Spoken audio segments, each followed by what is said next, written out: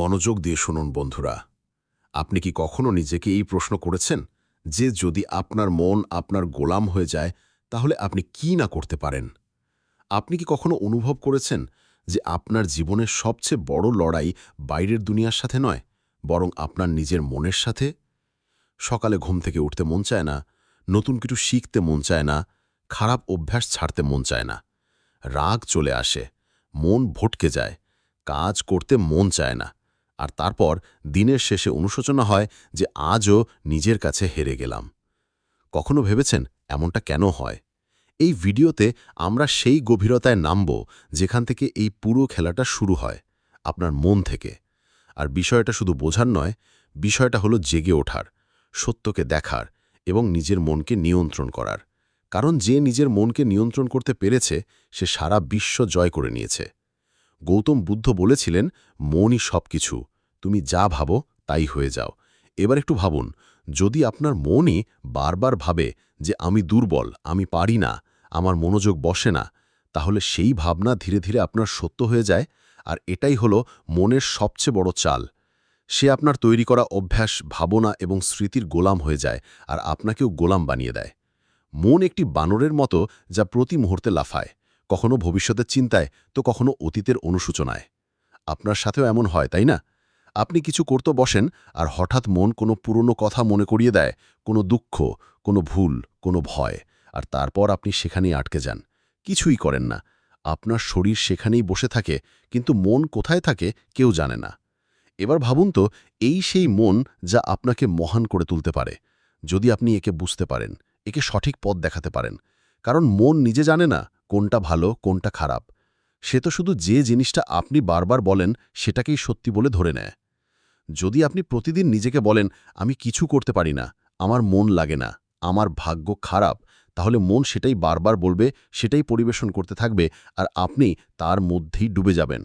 কিন্তু এখন সময় এসেছে যে আপনি এই মনকে চিনুন, এর ব্যবহার বুঝুন, এর চালাকি ধরুন এবং একে নিজের অধীনে আনুন। মনোবিজ্ঞান বলে যে আমাদের ৯৫% সিদ্ধান্ত আমাদের অবচেতন মন, সাবকনশাস মাইন্ড থেকে নেওয়া হয়। অর্থাৎ আমরা যা ভাবি, যা অনুভব করি, তার বড় অংশ আমরা জানতেও পারি না, আর তারপরেও সেটাই আমাদের জীবনের দিশা ঠিক করে। অর্থাৎ যদি আপনি আপনার মনকে সঠিক প্রশিক্ষণ না দেন, তাহলে সে আপনার অনুমতি ছাড়াই আপনাকে সেখানে নিয়ে যাবে যেখানে আপনি কখনো যেতেই চাননি। এবার একটা কথা মনোযোগ দিয়ে বুঝুন, যদি আপনার মনই নিয়ন্ত্রণে না থাকে, তাহলে দুনিয়ার কোনো লক্ষ্য, কোনো সম্পর্ক, কোনো সাফল্য আপনাকে সন্তুষ্টি দিতে পারবে না। কারণ সেই সব কিছু উপভোগ করার জন্য সবার আগে যা প্রয়োজন তা হলো মনের স্থিরতা। আধুনিক বিজ্ঞানও এটাই বলে, মস্তিষ্কের ওয়ারিং আর ফায়ারিং। অর্থাৎ আপনি যেমন ভাবেন তেমনই আপনি হয়ে ওঠেন। প্রত্যেকবার যখন আপনি নেতিবাচক কিছু ভাবেন, আপনার মস্তিষ্ক সেই ভাবনার অভ্যেস করে ফেলে, আর এটাই আপনার পরিচয় হয়ে যায়। এবার একটু থামুন আর ভাবুন, আপনি কি সত্যিই আপনার মনের মালিক, নাকি আপনার মনই আপনাকে চালাচ্ছে? এটাই হলো সেই প্রশ্ন যা এই ভিডিওর শুরু।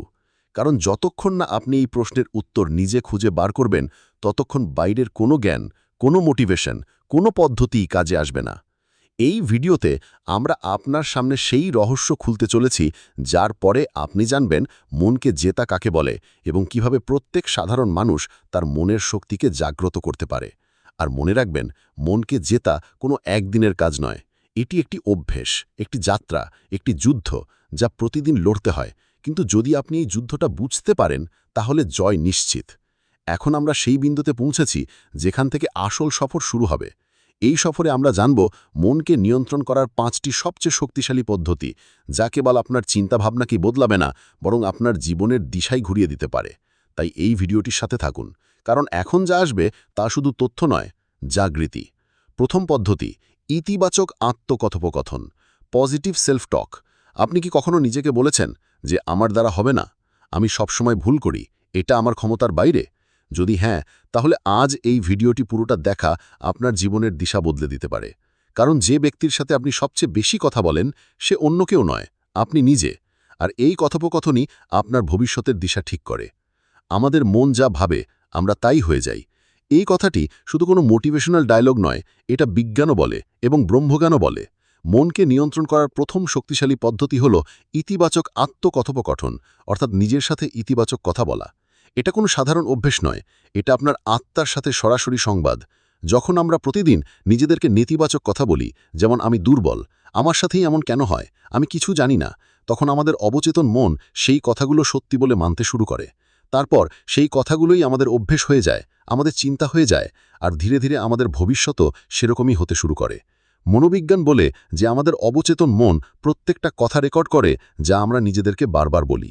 তাই যদি আপনি নিজেকে বারবার বলেন আমি হেরে যাব, তাহলে আপনার চিন্তা হেরে যাওয়ার মতো হয়ে যাবে। আর যদি আপনি রোজ নিজেকে বলেন আমি করতে পারি, আমি শিখতে পারি, আমার নিজের ওপর বিশ্বাস আছে, তাহলে আপনার মস্তিষ্ক সেই দিকেই কাজ করতে শুরু করবে, সফলতার দিকে। এই আত্মকথোপকথনের প্রভাব কেবল আপনার আত্মবিশ্বাসের ওপরই পড়ে না, বরং এটি আপনার শরীরের শক্তি, আপনার সিদ্ধান্ত এবং আপনার দৃষ্টিশক্তি পর্যন্ত প্রভাবিত করে। গৌতম বুদ্ধ বলেছিলেন, মনই সবকিছু, তুমি যেমন ভাবো তেমনই হয়ে যাও। তার এই কথা আজকের বিজ্ঞানের সাথেও মেলে। পজিটিভ সেলফ টক আমাদের নিউরনগুলোকে নতুন পথ তৈরি করতে বাধ্য করে। অর্থাৎ যখন আপনি বারবার নিজের সাথে ভালো কথা বলেন, তখন আপনার মস্তিষ্ক নতুন সম্ভাবনার জন্য খুলতে শুরু করে। এবার প্রশ্ন ওঠে, এই ইতিবাচক আত্মকথোপকথন কিভাবে করতে হবে? সবার আগে প্রতিদিন সকালে উঠেই নিজের সাথে একটা কথা অবশ্যই বলুন, আজ আমি আগের থেকে ভালো আছি এবং প্রতিদিন এগিয়ে যাচ্ছি। এই ছোট ছোট বাক্যগুলো আপনার দিনের দিশা ঠিক করে দেয়। দ্বিতীয়ত, যখনই কোনো কাজ কঠিন মনে হবে, তখন নিজেকে এটা বলবেন না যে আমার দ্বারা হবে না, বরং বলুন এটা একটা চ্যালেঞ্জ এবং আমি এটাকে শেখার সুযোগ হিসাবে দেখছি। এই ভাবনা আপনার ভয়কে কমিয়ে দেয়। তৃতীয়ত, যদি কোনো ভুলের জন্য নিজেকে দোষারোপ করেন, তাহলে সেই মুহূর্তে নিজেকে বলুন আমি শিখছি, ভুল আমার পরিচয় নয়। এই আত্মস্বীকৃতি আপনার মনকে বোঝা থেকে মুক্ত করে। দুনিয়াতে কোনো সাফল্য ততক্ষণ আসে না যতক্ষণ না আপনি নিজের উপর বিশ্বাস করতে শেখেন। আর এই বিশ্বাস তখনই তৈরি হয় যখন আপনি নিজের সাথে কথা বলতে শুরু করেন ইতিবাচকভাবে। এখন এখানে আরও একটা কথা বোঝা খুব জরুরি। ইতিবাচক আত্মকথোপকথনের মানে এটা নয় যে আপনি সব পরিস্থিতিতে নিজেকে মিথ্যা কথা বলবেন, বরং এর অর্থ হল নিজের ভেতরের সত্যকে দেখা, বোঝা এবং তাকে উন্নত দিকে চালিত করা। যদি আপনি কোনো দুর্বলতা চিহ্নিত করেন, তাহলে নিজেকে বলুন হ্যাঁ, এটা আমার দুর্বলতা, কিন্তু আমি এটা শুধরে নিতে পারি। শুধু এই ভাবনাটাই আপনাকে প্রতিদিন এক নতুন স্তরে নিয়ে যাবে। এই অভ্যাসটি গ্রহণ করার জন্য আপনি একটি ছোট্ট অনুশীলন করতে পারেন। প্রতিদিন রাতে ঘুমানোর আগে নিজের সাথে ৩টি ইতিবাচক কথা বলুন। যেমন, আজ আমি নিজের ওপর কাজ করেছি, আমি এগিয়ে যাচ্ছি, আমি নিজেকে ভালোবাসি। এই কথাগুলো ছোট মনে হলেও এই ছোট কথাগুলোই আপনার ভেতরের যুদ্ধ জিততে সাহায্য করে। বুদ্ধ বলেন, খুশি আমাদের নিজেদের চিন্তার উপর নির্ভর করে। তাই যদি আপনার চিন্তা নিজের সম্পর্কে নেতিবাচক হয়, তাহলে আপনার জীবনের প্রতিটি কোণ দুঃখজনক মনে হবে। কিন্তু যদি আপনি নিজের ভেতরে ইতিবাচক শক্তি যোগান, তাহলে কঠিন পরিস্থিতিও সাধারণ মনে হবে। এবার মনোযোগ দিন। এটা তো ছিল প্রথম পদ্ধতি, মনকে নিয়ন্ত্রিত করার শুরু। এই যাত্রায় আরও গভীরতা রয়েছে।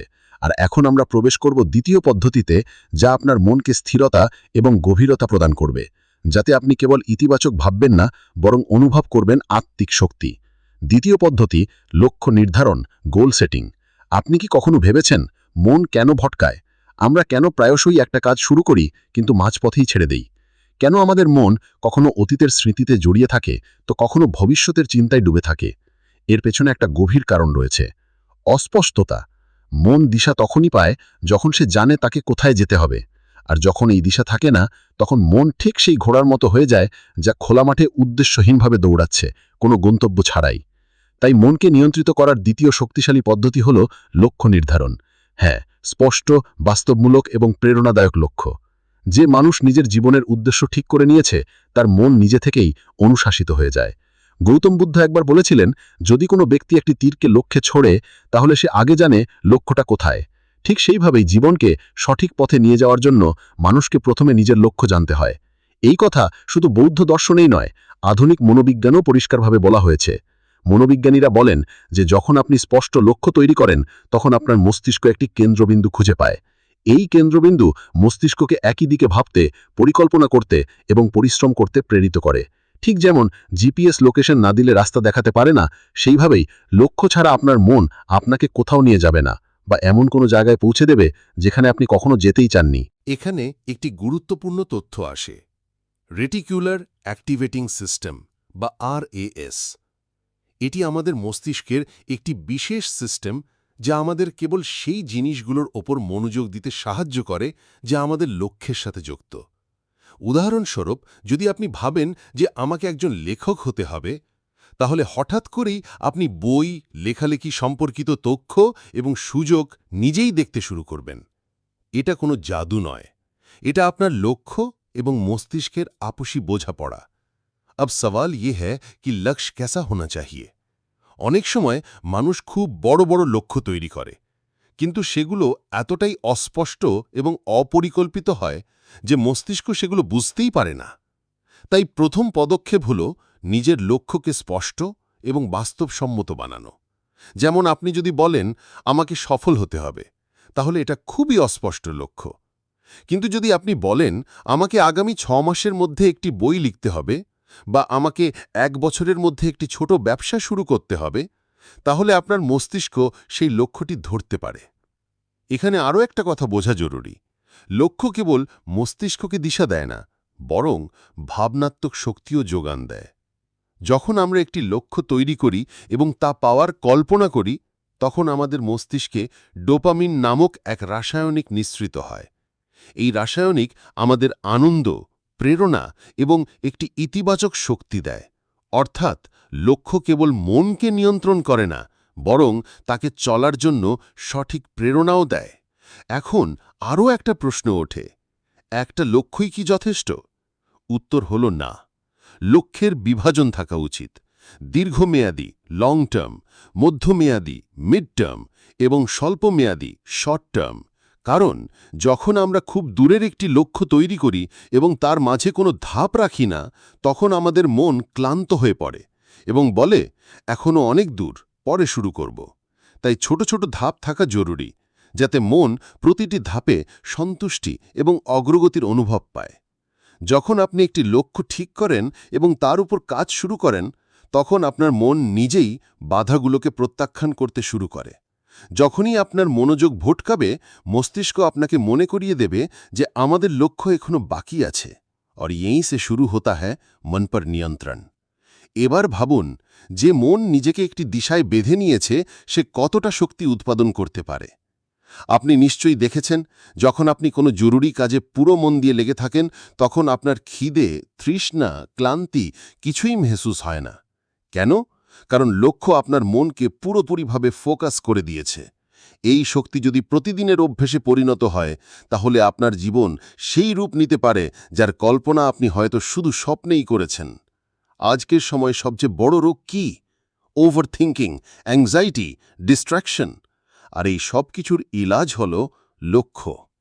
লক্ষ্য ঠিক করে নিন, আর তারপর দেখুন আপনার মন কিভাবে নিজে থেকেই অনুশাসিত হয়ে ওঠে। সে প্রত্যেকটা জিনিস যা আপনার সময় নষ্ট করছে, সেগুলোকে অদরকারি মনে করতে শুরু করবে। মন বারবার আপনাকে টেনে আপনার লক্ষ্যের দিকে নিয়ে যাবে। এটা কোনো চমৎকার নয়, এটা মনকে দিশা বদলানোর কৌশল। এবার ভাবুন, যদি একটা ছোট চুম্বক লোহার সূচকে টানতে পারে, তাহলে একটা সুস্পষ্ট এবং শক্তিশালী লক্ষ্য আপনার মনকে কতটা টানতে পারে। যে মন এতদিন এদিক ওদিক ছুটে বেড়াচ্ছিল, তা ধীরে ধীরে সেই চুম্বকের দিকে অর্থাৎ লক্ষ্যের দিকে আকর্ষিত হতে শুরু করবে। গৌতম বুদ্ধ বলেছিলেন, মন অত্যন্ত চঞ্চল, কিন্তু যদি তাকে নিয়ন্ত্রণ করা যায়, তাহলে সে তোমার সবচেয়ে বড় শত্রুকেও বন্ধু বানাতে পারে। এই সাধনার প্রথম চরণ ছিল আত্মকথোপকথন এবং দ্বিতীয়টি লক্ষ্য নির্ধারণ। এই দুটি পদ্ধতি মিলে আপনার মনকে ভিতর থেকে নতুনভাবে প্রশিক্ষণ দেয়। তারা তাকে এমন এক নতুন পথে চলতে শেখায়, যেখানে দিশা আছে, উৎসাহ আছে এবং স্পষ্টতা আছে। তো যদি আপনি চান যে আপনার মন আপনার কথা শুনুক, তাহলে সবার আগে তাকে বলুন কোথায় যেতে হবে। তারপর দেখুন সে কিভাবে নিজেই রাস্তা তৈরি করে। আর यहीं से शुरू होती है वास्तविक आत्मशक्ति की यात्रा। বন্ধুরা, আপনারা কি জানেন আমাদের মন সবচেয়ে বেশি চিন্তিত কখন হয়? যখন আমাদের কাছে সময়ের কোনো পরিকল্পনা থাকে না, যখন আমরা প্রত্যেকটা কাজ পিছিয়ে দিই, যখন দিনরাত শুধু দৌড়াদৌড়িতে কেটে যায় কিন্তু মন শান্তি পায় না, তখন আসলে সময়ের নয়, বরং সেই সময়ের ব্যবস্থাপনার। আর এখান থেকেই শুরু হচ্ছে মনকে নিয়ন্ত্রণে রাখার তৃতীয় শক্তিশালী পদ্ধতি, সময় ব্যবস্থাপনা বা টাইম ম্যানেজমেন্ট। আজ আমরা যে দুনিয়ায় বাস করছি, সেখানে ব্যস্ত থাকাটা একটা ট্রেন্ড হয়ে গেছে। কিন্তু ব্যস্ত থাকা আর ব্যস্ততার সঠিক ব্যবস্থাপনা করা, এই দুটো কিন্তু এক জিনিস নয়। যদি আপনি সারা দিন অনেক কিছু করতে থাকেন কিন্তু শেষে ক্লান্ত হয়ে পড়েন এবং নিজের উপরই রেগে যান, তাহলে বিশ্বাস করুন আপনি সময়কে চালাচ্ছেন না, সময় আপনাকে চালাচ্ছে। আর যখন সময় আমাদের চালাতে শুরু করে, তখন মন নিজে থেকেই অস্থির, চিন্তিত এবং ক্লান্ত অনুভব করে। আমাদের মস্তিষ্ক তখনই সবচেয়ে ভালো কাজ করে যখন সে জানে পরবর্তী পদক্ষেপ কী। মন দিশা চায়, স্পষ্টতা চায়, আর সেই স্পষ্টতা আসে ভালো সময় ব্যবস্থাপনা থেকে। যখন আপনি প্রত্যেকটা কাজের জন্য একটা নির্দিষ্ট সময় ঠিক করে দেন, যখন আপনি জানেন কোন কাজ কখন করতে হবে, তখন আপনার মন নিজে থেকেই শান্ত থাকে। কারণ সে জানে এখন কিছুই অনিয়ন্ত্রিত নয়। সময় ব্যবস্থাপনা শুধু ঘড়ির কাঁটা দেখার নাম নয়, এটি একটি বিজ্ঞান, একটি কলা এবং সঙ্গে একটি সাধনা। যদি আপনি এটা আয়ত্ত করতে পারেন, তাহলে আপনি শুধু আপনার দিনকেই নয়, আপনার জীবন, আপনার ভাগ্য এবং আপনার মনকেও নিয়ন্ত্রণ করতে পারবেন। প্রাচীন ব্রহ্মজ্ঞানের দিকে তাকালে বেদ এবং উপনিষদেও সময়কে সবচেয়ে বড় গুরু বলা হয়েছে। বেদে বলা হয়েছে কালো হি পরামং বলম, অর্থাৎ সময়ই সবচেয়ে বড় শক্তি। যে এই শক্তির সাথে চলতে শিখে যায়, তার জন্য কোনো লক্ষ্যই অসম্ভব থাকে না। গৌতম বুদ্ধ সময়ের গুরুত্ব খুব ভালো করে বুঝতেন। তিনি এক জায়গায় বলেছিলেন, যে ব্যক্তি এক মুহূর্ত বৃথা নষ্ট করে না, সে জীবনকে পরিপূর্ণভাবে বাঁচে। বুদ্ধের মতে জীবনের আসল শান্তি তখনই সম্ভব যখন আমরা প্রতিটি মুহূর্তে সচেতন থাকি, প্রতিটি মুহূর্তের সদ্ব্যবহার করি। তিনি আরও একটি অদ্ভুত কথা বলেছিলেন, ভবিষ্যতের চিন্তা করো না, অতীতের অনুশোচনায় ডুবে থেকো না, বর্তমান মুহূর্তে বাঁচো, কারণ এখানেই জীবন। সময় ব্যবস্থাপনা আমাদের বর্তমানে মনোনিবেশ করতে শেখায়। যখন আমরা আমাদের কাজগুলোকে সময় মতো ভাগ করে নিই, তখন আমরা আমাদের মনকে অপ্রয়োজনীয় চিন্তা থেকে বাঁচায়। এতে মন না অতীতের গলিতে ভটকায়, না ভবিষ্যতের অনিশ্চয়তায় উলঝায়। সে স্থির হয়, জাগ্রত হয় এবং নিয়ন্ত্রণে আসে। আধুনিক সময় যদি কোনো ব্যক্তি বলে আমার কাছে সময় নেই, তাহলে সে আসলে বলতে চায় আমার কাছে অগ্রাধিকার ঠিক করার কৌশল নেই। কারণ সত্যিটা হলো আমাদের সবার কাছেই বিলে ২৪ ঘন্টা সময় থাকে। পার্থক্য শুধু এই যে কে কিভাবে তা ব্যবহার করে। কেউ সেই সময় দিয়ে নিজের স্বপ্নের মহল গড়ে তোলে, তো কেউ সেই সময়টা শুধু টালবাহানা আর আলস্যে নষ্ট করে।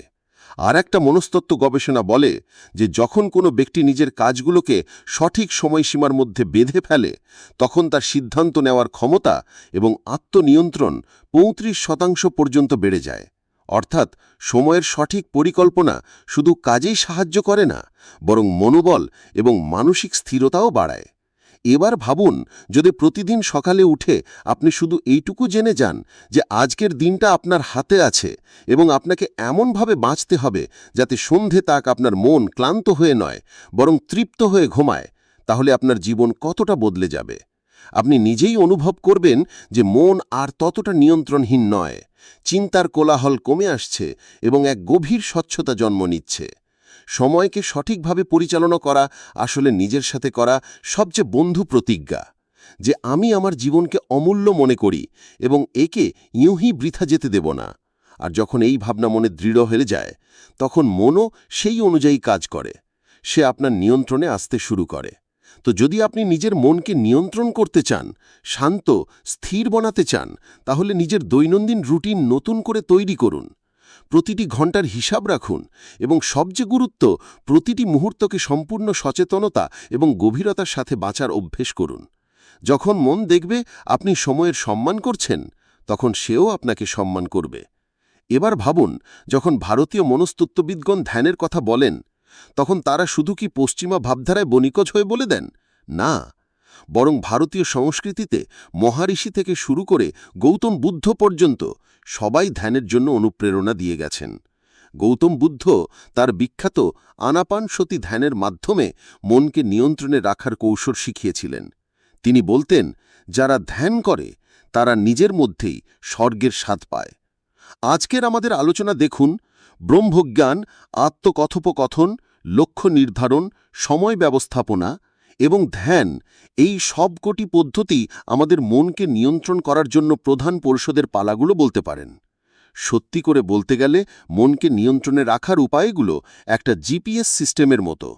যখন আপনি জানেন কোথায় যেতে হবে এবং কিভাবে যেতে হবে, তখন ভয়, ভ্রম আর চিন্তা কোনোটাই সুযোগ পায় না।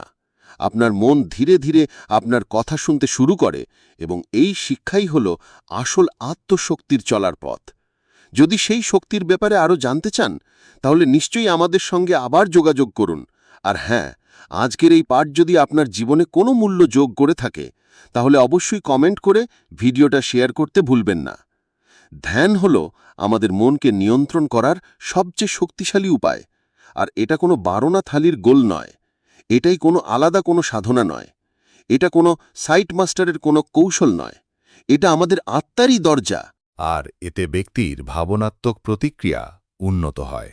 অর্থাৎ যে কথায় আগে আপনার খুব রাগ হতো, সেই কথাই হয়তো এখন আপনি হেসে উড়িয়ে দেওয়ার শক্তি পাবেন।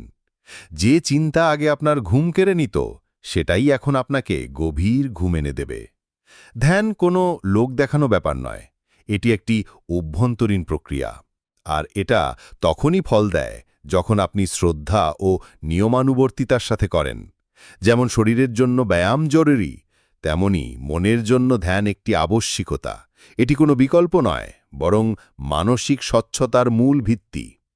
এবার এক মুহূর্ত থামুন এবং নিজের ভেতরে উকি দিন, কোনো আওয়াজ ছাড়া, কোনো শব্দ ছাড়া, শুধু নিজের সাথে কয়েক মুহূর্ত কাটানোর চেষ্টা করুন। আপনি কি জানেন যে যখন আপনি গভীর ধ্যানে যান, তখন আপনি শুধু নিজের চিন্তাই বুঝতে পারেন না, বরং এটাও অনুভব করতে শুরু করেন যে আপনি সেই চিন্তা নন। আপনি তো সেই দর্শক যে প্রতিটি চিন্তাকে আসতে যেতে দেখছে। গৌতম বুদ্ধ ধ্যানকে জীবনের মূল বলেছেন। তিনি বলেছেন, ধ্যানই একমাত্র পথ যা দিয়ে তুমি তোমার ভেতরের আগুন নেভাতে পারো। তিনি বছরের পর বছর মৌন সাধনা করেছেন, নিজের চিন্তাকে পরখ করেছেন, এবং সেই গভীরতা থেকেই তিনি পৃথিবীকে বলেছেন যে মানুষের দুঃখ কোনো বাইরের কারণে হয় না, বরং তার মনের অস্থিরতাই তার সবচেয়ে বড় শত্রু। আর এই শত্রুকে হারানোর একমাত্র উপায় হল ধ্যান। বুদ্ধের মতে ধ্যান তোমাকে সাক্ষী বানায়। আর যখন তুমি সাক্ষী হয়ে যাও, তখন তুমি নিজের ভয়কে, নিজের ক্রোধকে, নিজের কষ্টকে বাইরে থেকে দেখতে পারো। আর এই দূরত্বই হল মুক্তির শুরু। আজ আমরা যতটা সময় বাইরের জিনিসপত্রে খরচ করি, মোবাইল স্ক্রলিং, টিভি দেখা বা অপ্রয়োজনীয় কথাবার্তা, যদি তার মধ্যে থেকে মাত্র 15 মিনিট নিজের জন্য, নিজের মনের জন্য দিই, তাহলে ভাবুন আমাদের জীবন কতটা বদলে যাবে। ধ্যান করার জন্য কোনো বিশেষ জায়গা বা পদ্ধতির প্রয়োজন নেই, শুধু শান্তি, একটা কোণ আর নিজেকে বোঝার সামান্য ইচ্ছা থাকলেই হবে। আপনি চাইলে চোখ বন্ধ করে নিজের শ্বাসের ওপর মনোযোগ দিতে পারেন, চাইলে ওম উচ্চারণ করতে পারেন বা শুধু চুপ করে থাকতে পারেন। পদ্ধতি যাই হোক না কেন, ফলাফল একটাই মিলবে: শান্তি, গভীরতা এবং ভেতরের শক্তি। ধ্যান আমাদের শেখায় যে শান্তি বাইরে নয়, ভেতরেই আছে। ধ্যান আমাদের শেখায় যে সমাধান অন্য কেউ দেবে না, আমাদেরকেই খুঁজে বের করতে হবে। ধ্যান আমাদের শেখায় যে যতক্ষণ না তুমি নিজের মনকে নিয়ন্ত্রণ করবে, ততক্ষণ কোনো কিছুই তোমাকে সম্পূর্ণ সন্তুষ্টি দিতে পারবে না, না ধনসম্পদ, না সম্পর্ক, না সাফল্য। আর শেষে সবচেয়ে জরুরি কথা, ধ্যান কোনো একবারের প্রয়োগ নয়, এটি একটি নিরন্তর যাত্রা। এই যাত্রায় আপনি যত এগোবেন, তত নিজেকে সেই রূপে চিনতে পারবেন যা আপনি আসলে। আপনি বুঝবেন আপনি শুধু একটা শরীর, একটা নাম বা একটা পরিচয় নন, বরং আপনি হলেন শুদ্ধ চেতনা, শুদ্ধ শক্তি।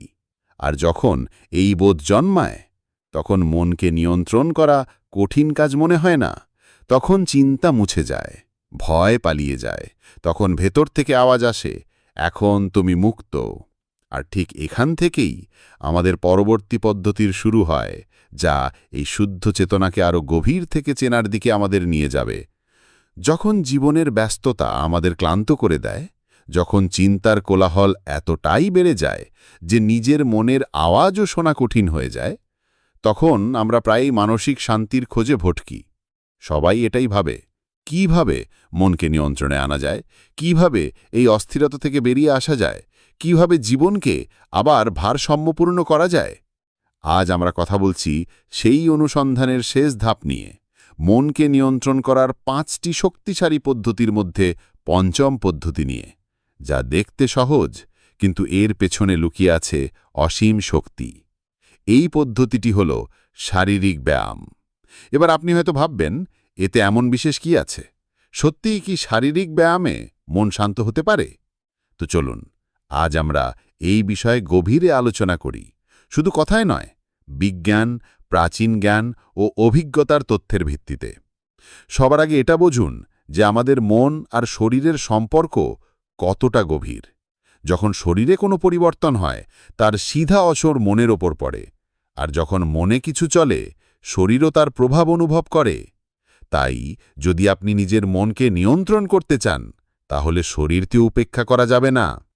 আধুনিক বিজ্ঞান বলে যে যখন আমরা ব্যায়াম করি, তা সে দ্রুত হাঁটা হোক, যোগ ব্যায়াম হোক, দৌড়ানো হোক বা কোনো খেলাধুলাই হোক, তখন আমাদের মস্তিষ্ক এন্ডরফিন নামক রাসায়নিক নিঃসরণ করে, যাকে ফিল গুড হরমোন বলা হয়। এটাই সেই রাসায়নিক যা আমাদের আরাম দেয়, তনাব কমায় এবং মনকে স্থির করে। এটাই কারণ যে যারা প্রতিদিন ব্যায়াম করে, তারা মানসিকভাবে বেশি স্থির, শান্ত এবং ইতিবাচক থাকে। এবার যদি আমরা প্রাচীন ব্রহ্মজ্ঞানের দিকে তাকাই, তাহলে বেদ ও উপনিষদেও বলা হয়েছে শরীরাধ্যং খলু ধর্ম সাধনম, অর্থাৎ এই শরীরই ধর্ম পালনের প্রথম সাধন। যখন শরীর সুস্থ থাকবে, তখনই মনও অনুশাসিত হবে এবং জীবনের লক্ষ্য অর্জন করা সম্ভব হবে। গৌতম বুদ্ধের জীবনেও এর বিশেষ গুরুত্ব দেখা যায়। বুদ্ধ তার শিষ্যদের শুধু ধ্যান আর উপদেশ দেননি, বরং তাদের নিয়মিত হাঁটা, শরীরকে সক্রিয় রাখা এবং শরীরের সাথে সাথে মনেরও যত্ন নেওয়ার শিক্ষা দিয়েছেন। জীবনে মধ্যম মার্গ অনুসরণ করো, এটা ছিল বুদ্ধের সবচেয়ে বড় সন্দেশ। না শরীরকে এতটা কষ্ট দাও যে তা ভেঙে পড়ে, আর না তাকে এতটা আরাম দাও যে সে অলস হয়ে যায়। ভারসাম্যই আসল সাধনা। মনোযোগ দিন, যখন আপনি ক্লান্ত, তনাবগ্রস্ত বা ক্রুদ্ধ থাকেন, তখন আপনার শরীর কেমন হয়ে যায়? আপনার শ্বাস দ্রুত চলতে থাকে, মাংসপেশি শক্ত হয়ে যায়, ঘুম উড়ে যায় এবং পেটে গণ্ডগোল শুরু হয়। এই সব শরীরের ভেতরের সংকেত যে মন ঠিক নেই। কিন্তু যেই আপনি ব্যায়াম করেন, শ্বাস গভীর হয়, শরীরে শক্তি দৌড়ায়, ঘুম ভালো হয় এবং মন হালকা লাগে। এর আরও একটা গভীর দিক আছে, যেটা খুব কম লোকই বোঝে। যখন আপনি ব্যায়াম করেন, তখন আপনি আপনার শরীরের সাথে যুক্ত হন। সেই মুহূর্তে আপনি বর্তমানে থাকেন, এখানে এবং এখন। এটাই হল being in the present moment, যা ধ্যানের সবচেয়ে মূলনীতি। আর যখন আপনি এভাবে প্রতিদিন নিজের শরীরের সাথে উপস্থিত থাকেন, তখন ধীরে ধীরে আপনার মনও আপনার নিয়ন্ত্রণে আসতে শুরু করে। ব্যায়ামের অর্থ শুধু জিমে যাওয়া বা ভারী ওজন তোলা নয়, এটা তো আপনার দৈনন্দিন জীবনের একটা অংশ হতে পারে। যেমন সকালের হাঁটা, সূর্য নমস্কার, প্রাচীন যোগাসনের অভ্যেস, এমনকি খেতে কাজ করাও এক ধরনের ব্যায়াম। প্রশ্ন এটা নয় যে আপনি কি করছেন, প্রশ্ন হল আপনি কতটা নিয়মানুবর্তিতা এবং কতটা শ্রদ্ধার সাথে করছেন। আর একটা কথা সবসময় মনে রাখবেন, যখন আপনি আপনার শরীরকে প্রতিদিন উন্নত করেন, তখন আপনি অজান্তেই আপনার মনকেও এক নতুন দিশা দেন।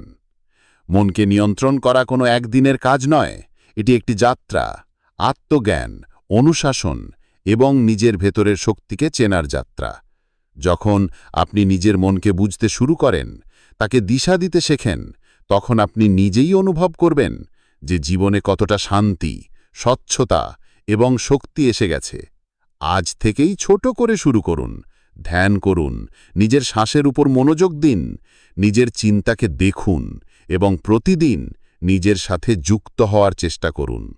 একদিন, দুদিন, এক সপ্তাহ, আর ধীরে ধীরে আপনি নিজের ভেতরের সেই নীরবতা অনুভব করবেন যা এতদিন বাইরের দুনিয়ার কোলাহলে হারিয়ে গিয়েছিল।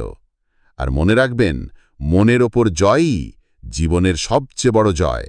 যদি আপনার এই ভিডিওটি ভালো লেগে থাকে, যদি এর থেকে কিছু শিখতে পেরে থাকেন, যদি এই কথাগুলো আপনার মনকে ছুঁয়ে গিয়ে থাকে, তাহলে দয়া করে এই ভিডিওটি লাইক করুন, আপনার বন্ধু আর পরিবারের সাথে শেয়ার করুন এবং আমাদের ইউটিউব চ্যানেলটি সাবস্ক্রাইব করুন। আপনার প্রত্যেকটি সাবস্ক্রিপশন আমাদের প্রেরণা দেয় যে আমরা আপনার জন্য আরও গভীর এবং অর্থপূর্ণ জ্ঞান নিয়ে আসি। আমাদের উদ্দেশ্য শুধু ভিডিও বানানো নয়, বরং আপনার জীবনে একটি ইতিবাচক পরিবর্তন আনা। তো আমাদের সাথে যোগ দিন এই আত্মবিকাশের যাত্রায়, কারণ আগামী ভিডিওতে আমরা এমন একটি বিষয় নিয়ে কথা বলবো যা আপনার জীবনের প্রতিটি কোণকে আলোকিত করতে পারে। ধন্যবাদ। শান্ত থাকুন, জাগ্রত থাকুন এবং নিজের ভেতরের শক্তিকে চিনতে থাকুন।